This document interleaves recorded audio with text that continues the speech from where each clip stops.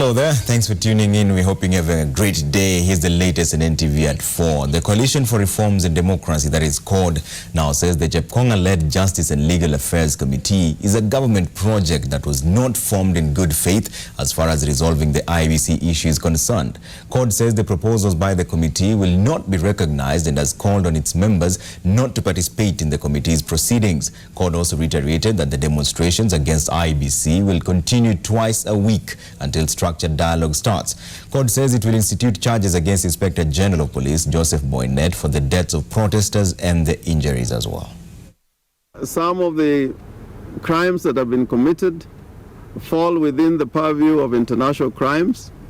As you know, the International Crimes Act is part of the law of Kenya, and our lawyers will advise us whether we should go the route of international crimes or mount these prosecutions on the basis of the penal code offenses.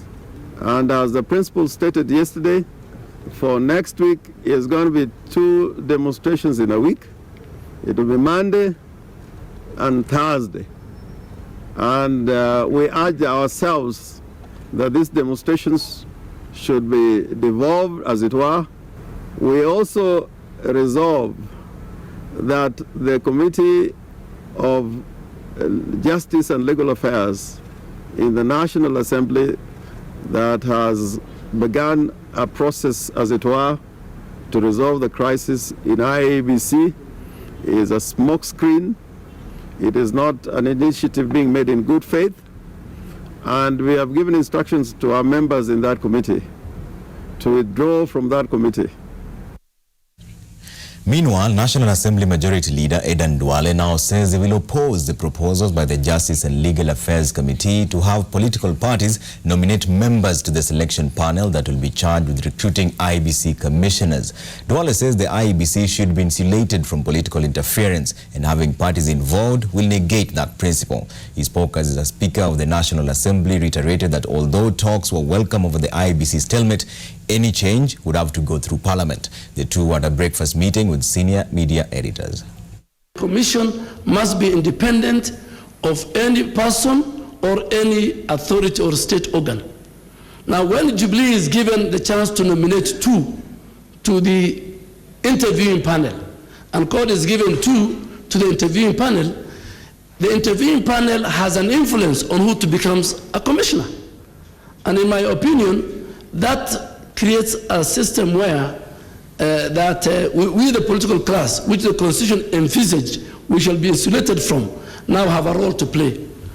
So I think, Chair, we need to look at that. I personally express myself privately to you, not because I have any other interest, but I'm saying if Duale today or let's say me and Linus. The contest over the future of the IEBC is an excuse. It has provided a new platform upon which these divisions are showcased.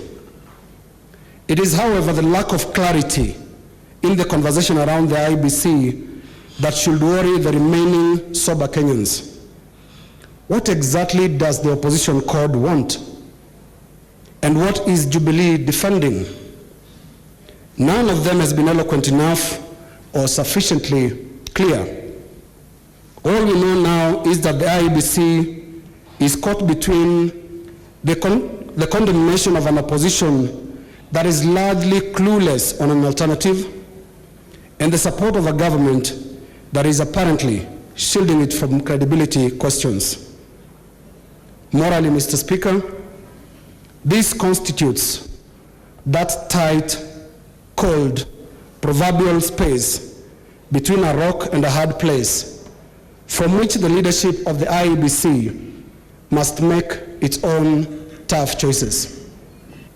So the House, at this critical moment, and I'm hoping that when you're looking at the Election Laws Amendment Bill, or maybe soon thereafter, we'll be looking at regulations. Because after the last general election, the electoral management body must have found certain areas that may require improvements. But again, the law, the same law requires that once they come up with proposals in the regulations, they must table them before the House. So Kenya Power says it has restored power to Western Kenya, North Rift, Central Rift, Nyanza and parts of Nairobi. The parts of the capital affected included Westlands, the Central Business District, Parklands, Ruaraka, Hurlingham and the surrounding areas. This follows a major power outage that occurred at 11:30 a.m. this morning after a technical fault at Gitaru Hydro Station. Kenya Power says this loss of generation has affected other sources of electricity as well.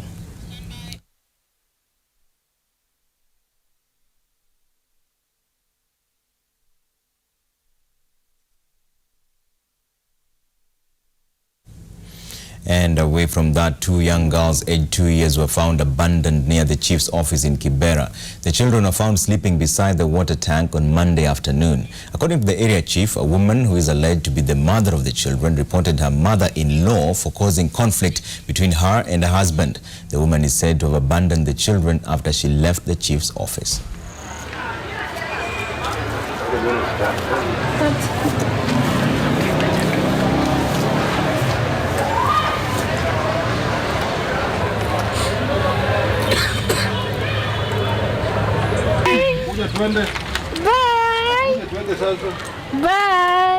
Nilipofika nilipata watoto wako hapo, chifu anawapatia chakula.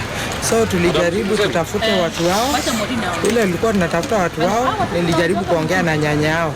Nyanya yao akaniambia yeye hawezi toka kazini mahali anafanya kazi. Kuna namba ambayo atanitumia ili niongee na jirani ya huyo mama. So aliponitumia hiyo namba, nikaongea na huyo jirani. And away from that, 5 armed students from the University of Nairobi were arrested this morning in a rental house located in Lower Kabete. They were arrested on suspicion of having committed a robbery. The students from the University of Nairobi's School of Business, some of who are fourth-year students and others second-year students, allegedly disagreed on how to share the loot after an overnight robbery.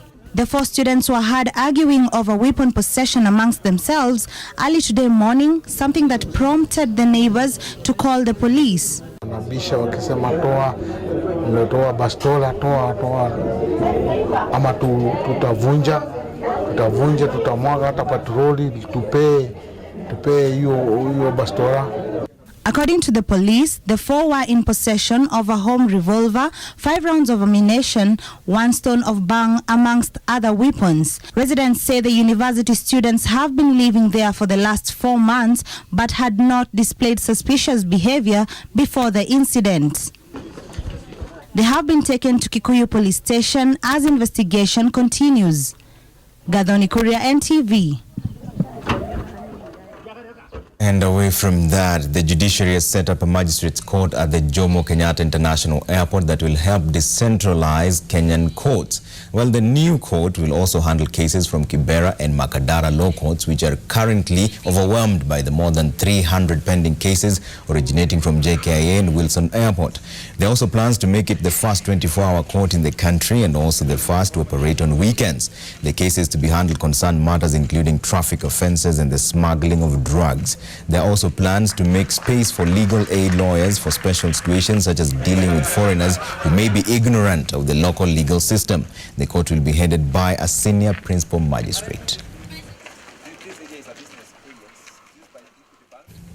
So sporting action now, Simat volleyball team had to battle hard to beat Kiplombe 3-0 to lift the inaugural Uasin Gishu County Governors Cup volley tournament played at Eldoret Polytechnic. The hotly contested match saw the 2 teams evenly matched, but eventually Simat scrapped to the win. Simat won the opening set 26-24 before displaying another spirited fight to take the second set 27-25 and rounded up with a 30-28 win in the 3rd set to become the inaugural champions. To advance to the finals, Simat beat Tarakwa 3-2 of 25-19, 25-25 and 12-25, while Kiplombe dispatched Tuluet 3 sets to 1 of 25-21, 28-26. The tourney, which was sponsored by Uasin Gishu County Governor Jackson Mandago, attracted 30 men volleyball teams. Thanks for staying with us. I'm Trevor Mbija. More news updates coming your way at 7 and at 9. Bye for now.